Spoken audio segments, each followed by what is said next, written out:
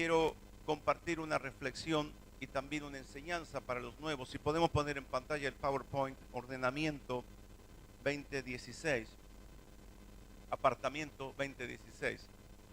Apartado es sacado de un lugar a otro. Nosotros sacamos a la gente del pueblo para que pase a un lugar de autoridad y a un lugar de gobierno. Estamos apartando gente para el servicio del Señor. Amén. Gloria al Señor.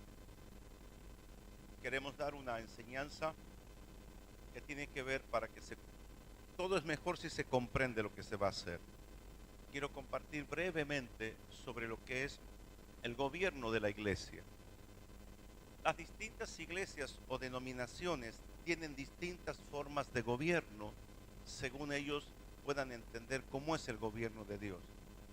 Pero fundamentalmente dice Efesios 4:11 que Dios constituyó apóstoles, pastores, profetas, maestros y evangelistas para la iglesia, para edificar el cuerpo de Cristo.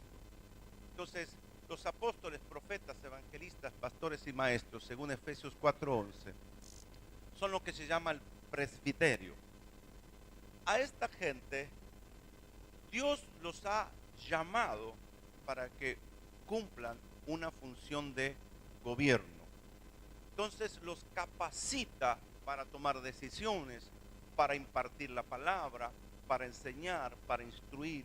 Entonces, esto es lo que se llama el gobierno de la iglesia, comenzando por apóstoles y profetas y los pastores, que son los ministerios de engendramiento, es decir, ellos pueden engendrar hijos, son los padres de la casa y lo que gobiernan. Los profetas necesitan tener pastores, no puede haber profetas sin pastores. Los profetas tienen que ser pastoreados por los apóstoles. Amén. Ahí está el rango superior que Dios quiso poner a los apóstoles en la iglesia y pueda compartir el ministerio con el profeta que ve las cosas del Señor, el evangelista que predica el evangelio, el pastor que aconseja y cuida las almas y el maestro que enseña, que instruye y que edifica la iglesia. Amén.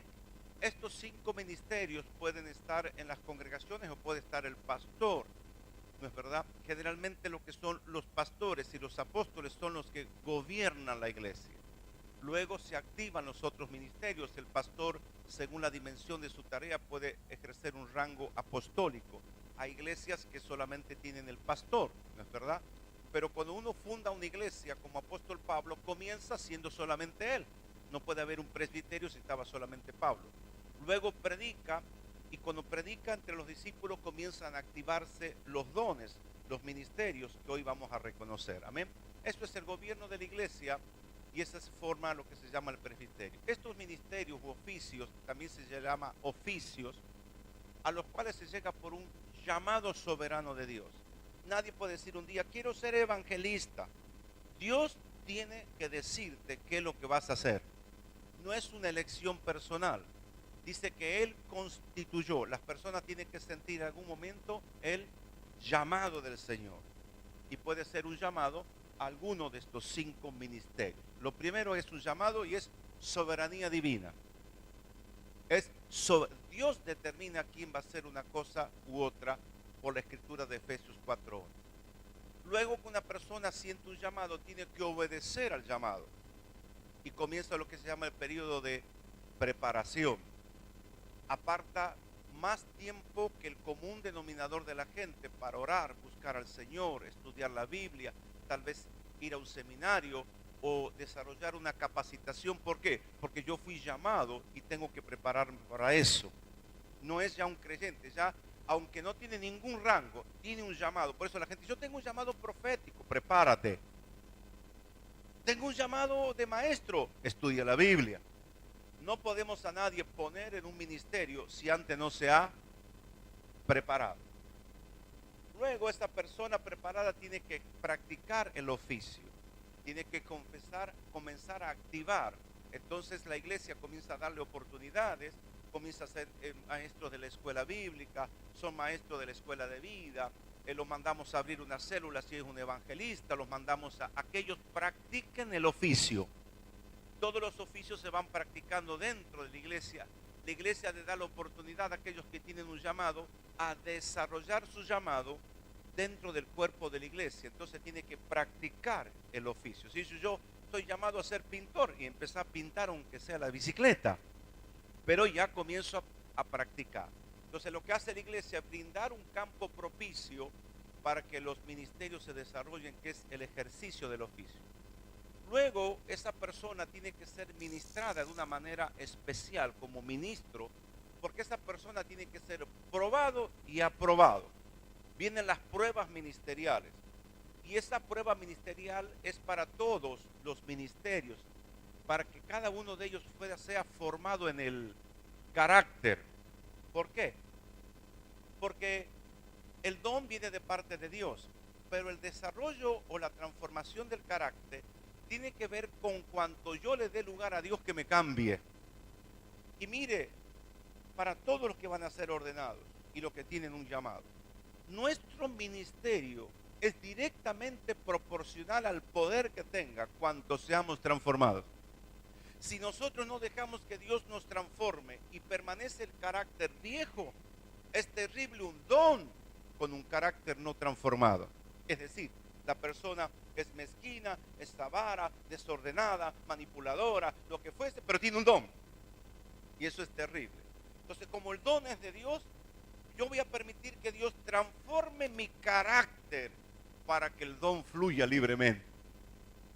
Por eso ustedes van a ver que la gente por ahí se queja, porque es cierto, profetas manipuladores, profetas heridos, traumados, que todo se canaliza a través de un corazón herido. Así que si nosotros vamos a desarrollar un ministerio, tenemos que ser sanados del trauma, ministrados en el corazón, pulidos por la palabra, enseñados en todo. Entonces, un obrero tiene que ser probado por Dios y por la iglesia. Probado por Dios y por la iglesia. Y luego tiene que ser aprobado por Dios y aprobado por la iglesia. Por eso son las distintas etapas. Es un colaborador, es un obrero, es un evangelista, es un pastor, es un apóstol. Estas etapas hablan del desarrollo del carácter de la persona para poder alcanzar un ministerio elevado.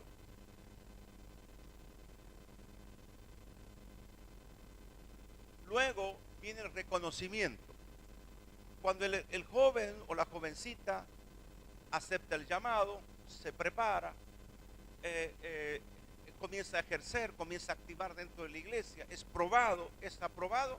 Entonces, cuando pasó toda esta etapa, lo que vamos a hacer hoy, la iglesia reconoce que Dios lo ha apartado, que la persona fue obediente, que fue tratada en su carácter, y nosotros ahora lo apartamos para el Señor, para un oficio.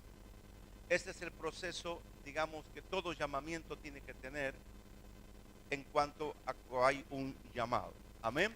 Los diáconos. Los diáconos es un ministerio que comenzó a activarse. Dice que en aquellos días el número de los discípulos creció y comenzaron las murmuraciones de que en la distribución diaria, en la ayuda a las viudas, había como allí algún tipo de preferencia.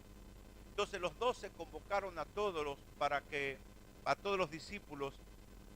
Dice, no es justo que desatendamos la proclamación de la palabra de Dios por atender a las mesas. Y yo no soy muy bueno para los PowerPoint, ya se habrán dado cuenta. Pero vamos a buscar en nuestras Biblias Hechos de los Apóstoles. Amén. Hechos de los Apóstoles. Capítulo 6:1. Gracias. En aquellos días, como creciera el número de los discípulos, hubo murmuración de los griegos contra los hebreos, de que las viudas de aquellos eran desatendidas en la distribución diaria. Entonces los 12 convocaron a la multitud de discípulos y dijeron, no es justo que nosotros dejemos la palabra de Dios para servir en las mesas. Este es un proceso de servicio. Los apóstoles servían en las mesas porque era una etapa que era necesario hacerlo. Buscad pues, hermanos, de entre vosotros a 7 varones de buen testimonio, llenos del Espíritu Santo y de sabiduría, a quienes encarguemos de este trabajo. Y nosotros persistiremos en la oración y en el ministerio de la palabra. Ya hay una promoción. Si uno estuviera haciendo esas tareas siempre, no podría atender la oración y la palabra. En una primera etapa, el pastor, aquel pionero, aquel que comienza una obra, el evangelista, hace todo. Cuida a los niños, limpia el templo, pone la silla y hace todo eso, ¿no es así? Y lo va a tener que hacer hasta que de repente la formación de discípulo hace que nos van a decir, mire pastor, yo voy a limpiar, no se haga problema, yo acomodo el sonido. Entonces de repente el fruto de nuestro ministerio hace que tengamos luego colaboradores, porque dice que el número de los discípulos había aumentado. Así que si no te aumenta el número de discípulos, va a acomodar silla toda la vida. ¿Cuánto me están entendiendo? Así. Hay que crecer para que en medio de eso surjan próximo lo que le llamaron la iglesia primitiva diáconos. Agradó la propuesta a toda la multitud y eligieron a Esteban, varón lleno de fe y del Espíritu Santo, a Felipe, Prócoro, a Nicanor, a Timón, a Pármenas, a Nicolás, prosélito de Antioquía, a los cuales presentaron ante los apóstoles, quienes orando le impusieron las manos, que es lo que vamos a hacer. Entonces nosotros vemos que, le digo, Dieguito, ¿quién te ayuda? Pepe, Juan, Roberto, Luis, ok, ya los tenemos ahí. Un buen día me dirá, estos son mis obreros. Entonces él me los trae y yo les pongo las manos. ¿No es verdad? Como hizo hoy el pastor Fico y la pastora Ana. Estos son mis obreros. Y nosotros se lo presentan a los apóstoles, los pastores, apóstoles les pone las manos, que es una activación. Desde la antigüedad era a partir de la imposición de mano que se impartía autoridad, que se establecía. Nosotros lo vamos a establecer en autoridad y le vamos a impartir en unos momentos. Amén. Entonces, estos hermanos eran llamados en la iglesia primitiva los diáconos. ¿Qué es diácono? Diácono es el que sirve. ¿Cuál es la palabra diácono? Como Jesús dice, porque yo no vine a ser servido, sino a servir. Ahí está la palabra diácono, el que sirve. Y dice, en el mundo los jefes se enseñorean de la gente, pero no será así entre nosotros, sino el que quiera ser mayor será como el que sirve. El Espíritu de Cristo, cuando nosotros recibimos el Espíritu de Cristo, recibimos un espíritu de diaconía, de servicio. Una persona evidencia su conversión y su llamado cuando sirve. ¿Cómo sabemos que una persona perfila para tener un llamado? Porque sirve. Nadie puede esquivar esta primera etapa, que es ser un servidor. Amén. Que sirve. Usted lo llama a las 4 de la mañana, necesito que mañana a las 4 me limpies el templo. Aquí está echando agua y limpiando el templo. Porque es uno que sirve a cualquier hora. Amén. Luego están los obreros. Dice, procura con diligencia, dice Pablo, presentarte ante Dios aprobado como obrero que no tiene de qué avergonzarse y que usa bien la palabra del Señor. Antes de ser un diácono, la persona es un obrero, es un trabajador, un labrador. Entonces, en el trabajo se despierta el llamado ministerial. Nadie que está de vago recibe ministerios. Amados, ningún vago recibe ministerio, sino aquel que está trabajando. La primera etapa es ser un obrero del Señor, donde yo trabajo, hago el trabajo para aliviar al diácono. Amén. Los colaboradores son los que traen alivio a los obreros, porque hacen la tarea primaria. Dice Filipenses 4:13, que lo compartimos. También a ti, mi compañero fiel, te ruego que ayudes a estos que lucharon conmigo en el Evangelio, junto con Clemente y mis otros colaboradores, cuyos nombres están en el libro de la vida, que los reconocimos a primera instancia. Aquellos que interceden, que oran, que cuidan los baños, que atienden la cantina, que abren la puerta, que apagan las luces, que están en el sonido. Ellos nos colaboran. Cuando ellos colaboran a través de un tiempo, nosotros decimos, esta persona, porque colaboró a través de un tiempo, puede decir, esta persona puede ser un obrero de la iglesia, al cual yo le pueda comenzar a delegar algunas responsabilidades. Ya no solamente vas a cuidar estas cosas, sino vas a tener la llave de la puerta. Entonces comenzamos a darle pequeñas responsabilidades y así sucesivamente. A los diáconos les damos mayor responsabilidad, porque mientras que subimos en los rangos ministeriales, estamos subiendo en responsabilidades. Dios nunca nos dará un mayor ministerio, un rango, si antes no nos da una carga?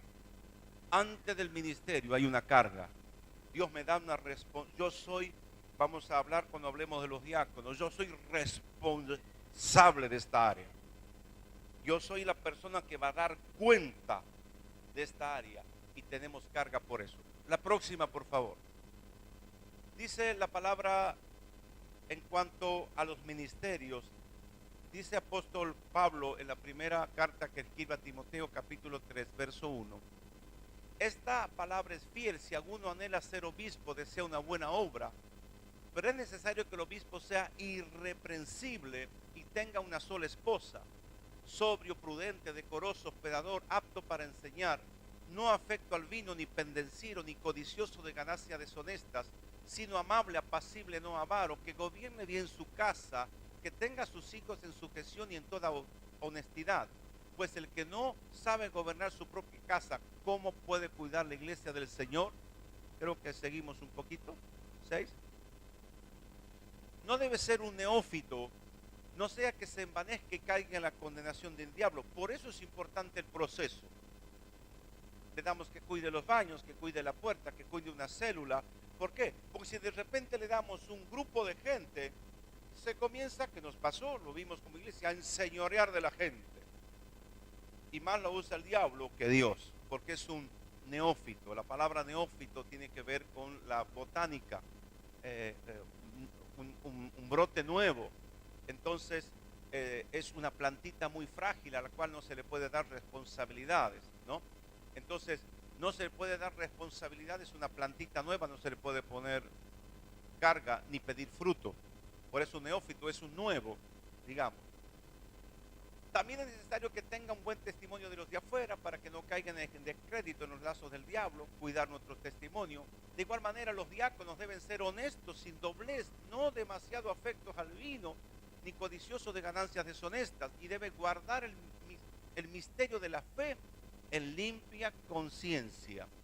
Además, estos primeros deben ser puestos a prueba. Si son irreprensibles, entonces podrán ejercer el diaconado. ¿Qué quiere decir? Bueno, en el primer texto dice, el que desea obispado buena obra desea. Por eso aclaré, el obispo es todas las formas de gobierno que hay. El obispo es uno que gobernaba la iglesia, puede ser un pastor, un apóstol, etc. Ahora, fíjese que la palabra irreprensible, porque esto es mucho para hablar, pero yo no quiero extenderme demasiado. La palabra irreprensible, tanto para el diácono como para el obispo. ¿Por qué Dios repite dos veces? Cuando Dios repite dos veces es porque tiene importancia más que las otras cosas. Irreprensible quiere decir no que sea perfecto, sino que cuando es corregido, se deja corregir. Es decir, que sea una persona corregible, enseñable, porque cuando nosotros reprendemos a un niño, cuando desobedeció. Entonces nosotros lo traemos al niño y le digo, niño, no bajes a la calle porque pasa el colectivo. Puedes jugar hasta la vereda. No bajes porque es peligroso.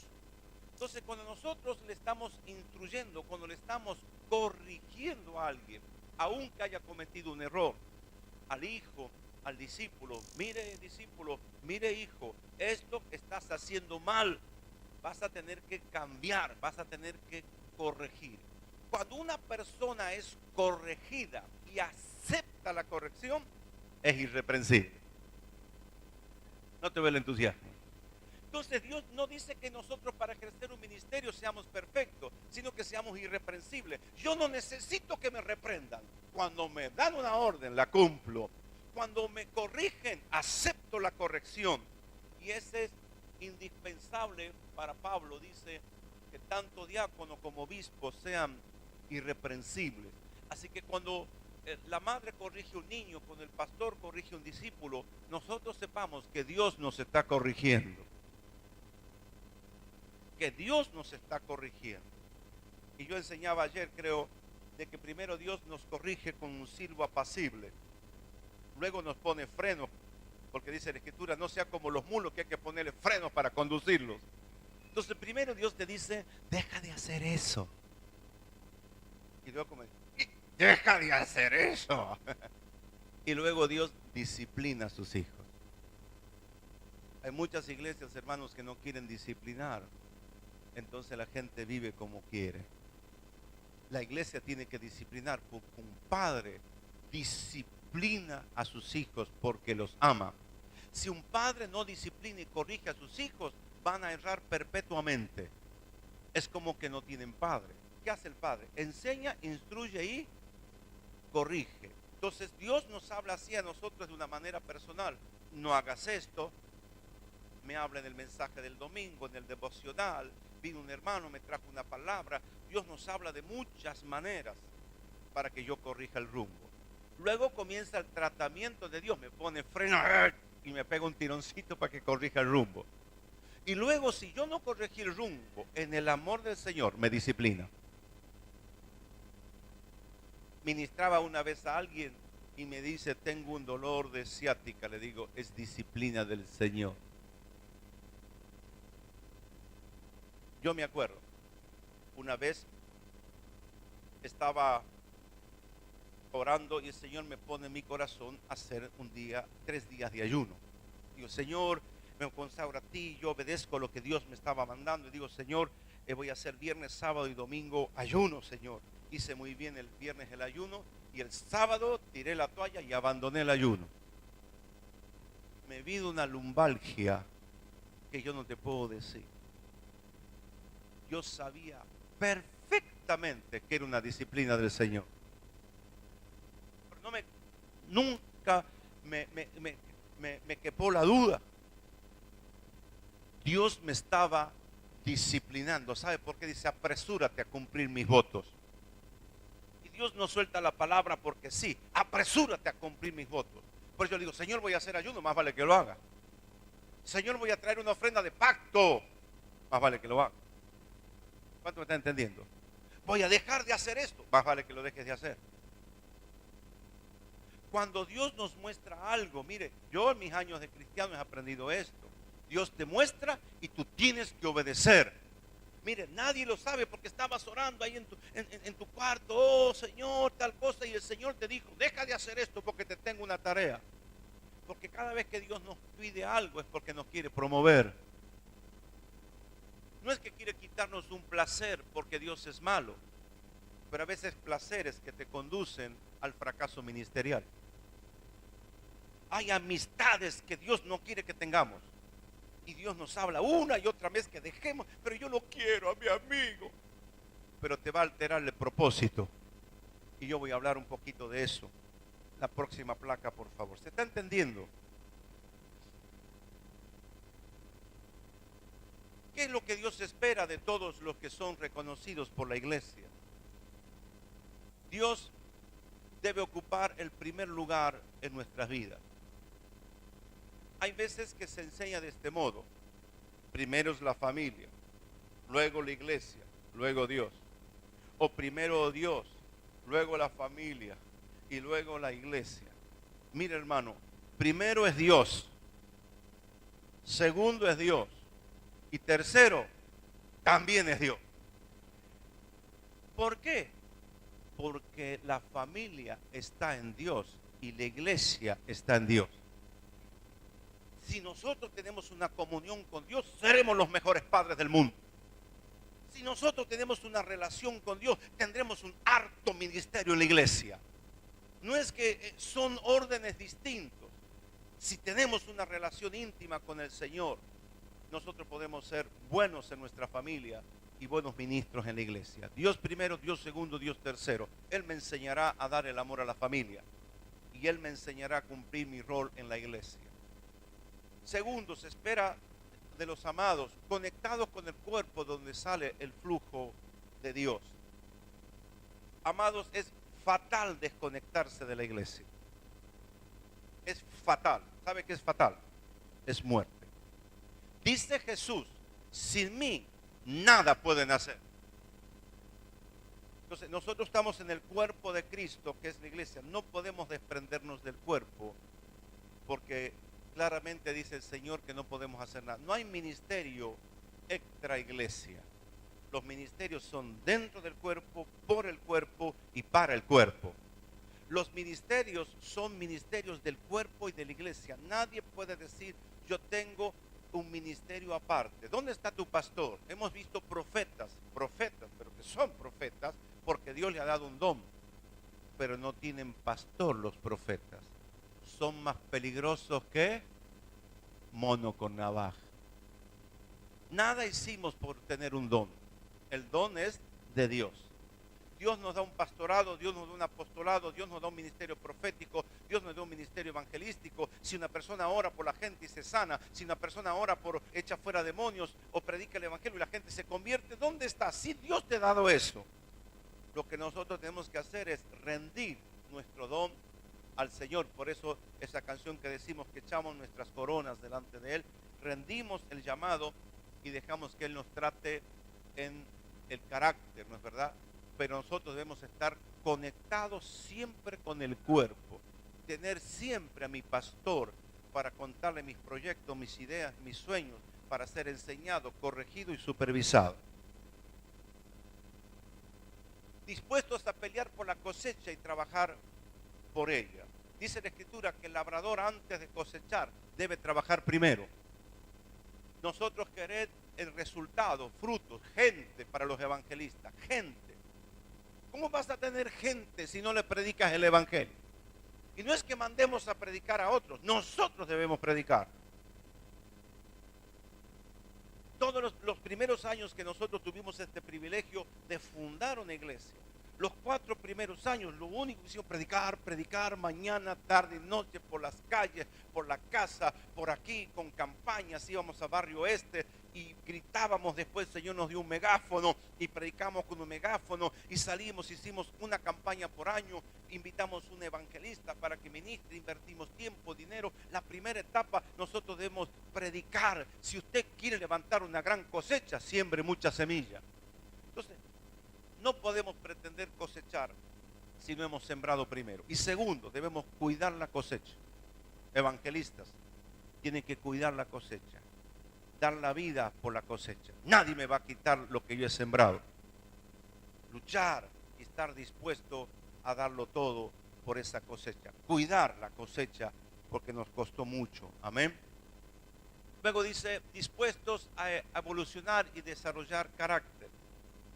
Lo dije temprano, los dones los da Dios, pero el carácter debe ser formado y debemos estar dispuestos a morir al viejo hombre para que el diseño para ese hombre y para esa mujer que Dios planeó se cumpla en la tierra. Dios me llamó, Señor, trabaja conmigo, trabaja, quita todo lo que no es tuyo de mí, quítalo, Señor. Debemos evolucionar en el conocimiento de la palabra, en el conocimiento de Dios, la adoración, y debemos evolucionar en el desarrollo de nuestro carácter. Ministerios sin carácter es peligrosísimo. Ministerios sin carácter. Entonces nosotros, si tenemos un llamado, tenemos que Dios nos trate nuestro carácter. Cuanto más pulido sea nuestro carácter, mejores serán los ministerios. Nos ha pasado gente que tiene que hemos conocido, gente que tiene un don evangelístico increíble, predicaba y la gente se convertía, pero tenía tan mal carácter que la gente entraba por aquí y salía por allá, porque le ladraba a la gente. Entonces, cuando nosotros ganamos almas, luego entra el pastor a cuidarla. Tenemos que tener ese corazón de pastores. Amén. Se espera que todos los que son reconocidos en la iglesia honren a Dios y honren a la iglesia.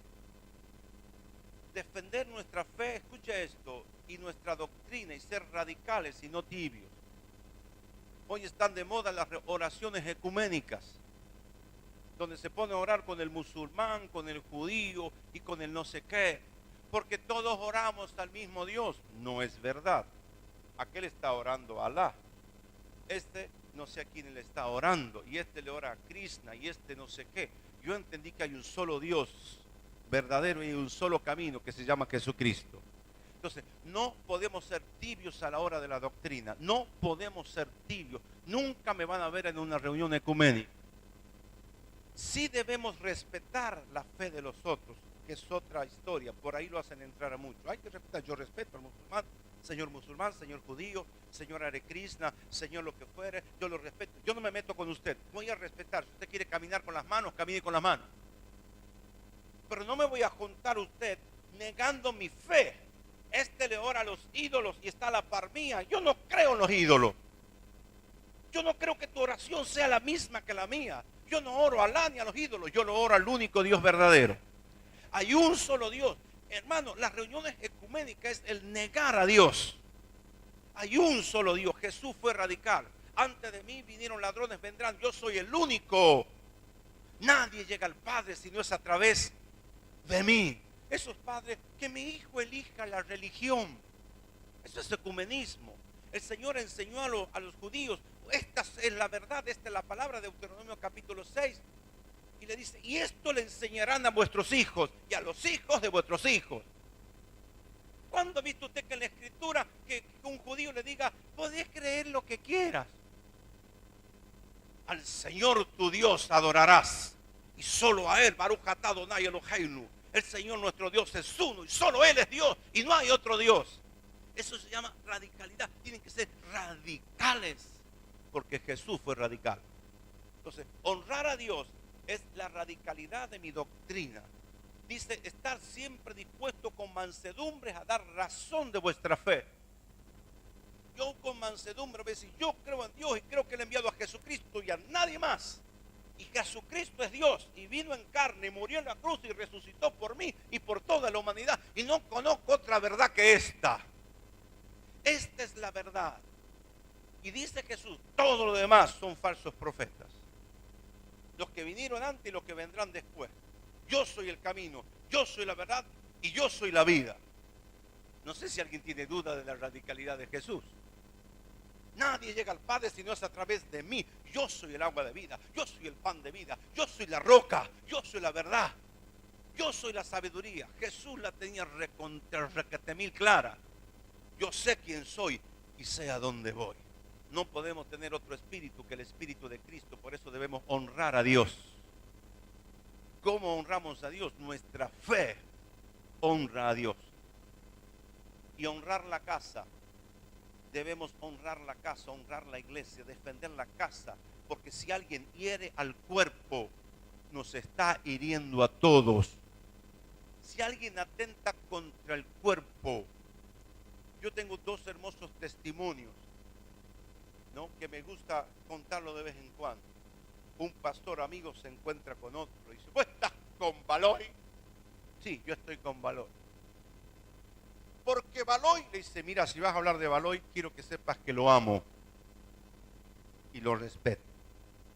No, está bien, loco. Todo bien. Chao, loquito. Y otro pastor me contó, recién tomábamos un café. Bueno, estábamos hablando de coberturas, aquí esto. Dice, no, yo estuve un tiempo bajo la cobertura de Pepe, qué sé yo. Y una vez Pepe quiso hablar mal de usted, apóstol, me dice. Digo Pepe por decir, termino. Me dijo, amo y respeto al apóstol Baloy, quiero que lo sepas antes que nada. No, loco, está bien, loco. Nosotros somos un cuerpo, no debemos dejar que el cuerpo sea mutilado. Si hablan mal de tu hermano, están hablando mal de ti. Tenemos que entender cuerpo. Si hablan mal de un miembro del cuerpo, si mutilan el cuerpo, están mutilándote a ti. Por eso Pablo, no estoy poniendo una hipérbole. Pablo dice, mutiladores del cuerpo, le dice a los Gálatas. Porque él había predicado la gracia y vinieron unos judíos a alborotar el mensaje de Pablo. Dice, son mutiladores del cuerpo, asesinos, homicidas. Así le llamaba Pablo a los que hablaban mal de la iglesia. Tú no debes dejar que hablen mal de tu iglesia. No seremos perfectos, pero tenemos un corazón para Dios y los servimos con integridad de hace 24 años. Debemos cuidar la casa, debemos cuidar los padres. Yo me acuerdo cuando éramos chicos, nos hacían pelear. ¿Nunca le han hecho pelear en el colegio? Escupían en el piso. Y cuando los changos sabían que había bronca, decía, vení Fermín. Esta es la vieja de Carlito y esta es tu vieja Fermín. ¿No le va a pillar por la vieja? Y el otro hacía y le pisaba la saliva que era la madre del otro. Y se armaba. No sé si usted con los niños éramos así. Y con el otro hacía así por pisa y ya volaba una piña por ahí. ¡Pah! Y se armaba los batidos. Mire, hermano, le voy a decir algo. Capaz que la vieja de ese era una prostituta. Pero el tipo, a mi vieja no la toca nadie. ¿Sabe eso también? Mire, tu viejo puede ser de terror. Puede decir, mi viejo, ¿qué te? Límpiate la boca para hablar de mi viejo. ¿O no? ¿Quién me habla de mi vieja? ¿Qué? ¿O no era así? ¿O no era así? Entonces nosotros tenemos que defender la casa. ¿Qué hablamos de mi pastor, loco? ¿Cómo es? ¿Cómo es el asunto? Defiende a la casa. Defiende a la casa. Amados, honra a Dios, su doctrina, y honra a tu casa, a tus hermanos y a tu padre. Porque Dios honra a quienes lo honran. Dios honra solo a quien lo honra. Yo lo honro a Dios, lo reverencio. Y honro a mi padre biológico, el del alma, los honro y Dios me honra a mí. Y no tiene que ver con perfección ministerial y con personas perfectas. Nunca hemos elaborado una cosa parecida. No somos mejores ni peores que otros, somos diferentes. Dios da un llamado y estamos caminando en obediencia a ese llamado. Y si alguien hemos cometido errores, ya tenemos quien nos juzgue. El que me constituyó. Dice que Moisés y Jesús fueron fieles a la casa que los constituyó. Moisés y Jesús fueron fieles a la casa que los constituyó. Esperamos nosotros la fidelidad de ustedes. Esperamos nosotros la fidelidad de ustedes. Porque Jesús y Moisés fueron fieles a la casa que los constituyó. Si me constituyeron, yo hasta el día de hoy reverencio a mis pastores, de todos los pastores que tuve. 3, uno partió con el Señor. Yo les respeto y les honro. Si puedo darles una ofrenda, todavía se las doy. El año pasado fui con una ofrenda generosa a mi primer pastor. Le honré porque él me predicó el evangelio y le regalé una noche de boda con su esposa. Los dejé en un hotel de primera y me vine con Vivianita. Honra a tus pastores que te predicaron el evangelio. Honra. De todos los hijos, uno solo está en el camino. De todos los hijos del pastor que estoy hablando, uno solo. Yo no juzgo si, yo sé que él me predicó, Dios lo usó, yo lo debo honrar. Dios no me llamó a juzgar a mi pastor, yo no lo juzgo, lo honro. Y al que honra, honra. Dice la Escritura, al que honra, honra. Amén. Dispuestos a darlo todo para alcanzar el propósito. Amados, a ustedes les estoy hablando. Y a todos los que tienen llamado. Dios nos llamó con un propósito. Y nada ni nadie nos tiene que sacar del propósito.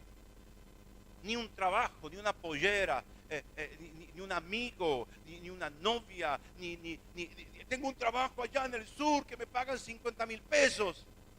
Si ese trabajo de 50,000 pesos va a alborotar tu propósito, déjalo. Hay gente que por un trabajo vendió su llamado. Ni un llamado, nada, ni los sentimientos.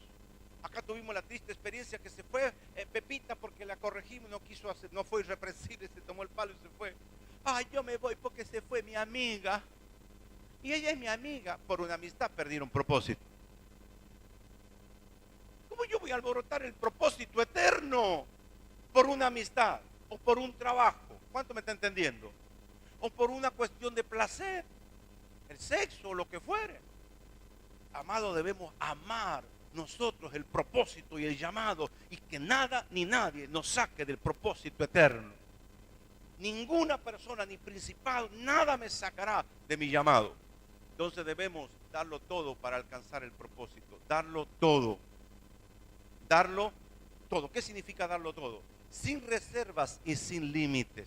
A cualquier hora, en todo tiempo te serviré, Señor. Darlo todo, estoy dispuesto a todo, porque Dios me llamó. Señor, aquí estoy, ¿qué quieres que yo haga? Amén. Yo voy a relajar un poquito. Lo llama doña Florinda al Chapulín Colorado. Lo llama no al Chapulín, al que vivía, al Chavo del Ocho. Y le dice, Chavo, ven para aquí.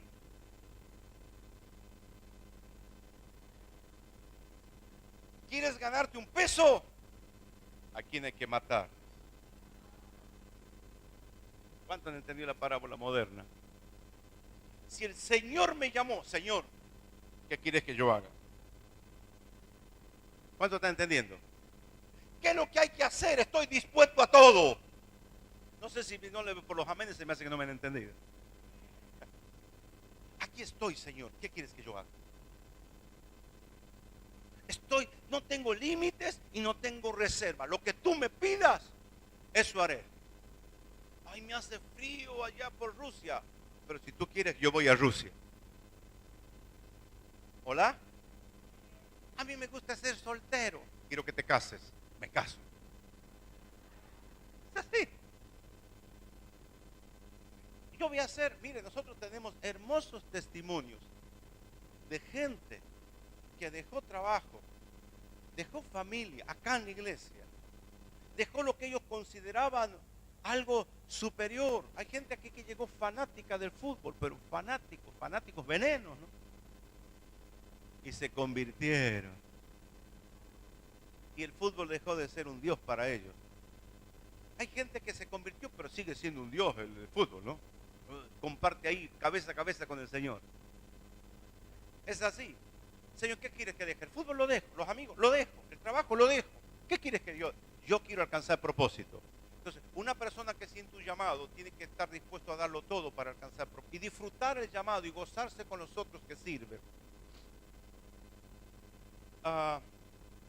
Nosotros debemos desarrollar amistad y compañerismo, reconociendo la gracia que Dios le ha dado a los otros. Debemos desarrollar amistad y compañerismo, reconociendo la gracia que Dios le ha dado a los otros.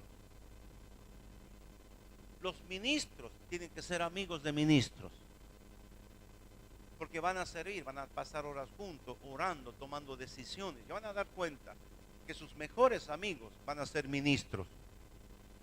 Porque es así, no es una cuestión de elite. Yo hablo todo el tiempo del Señor. Si me junto con un amigo del mundo, lo voy a aburrir. Yo me aburro con él conmigo.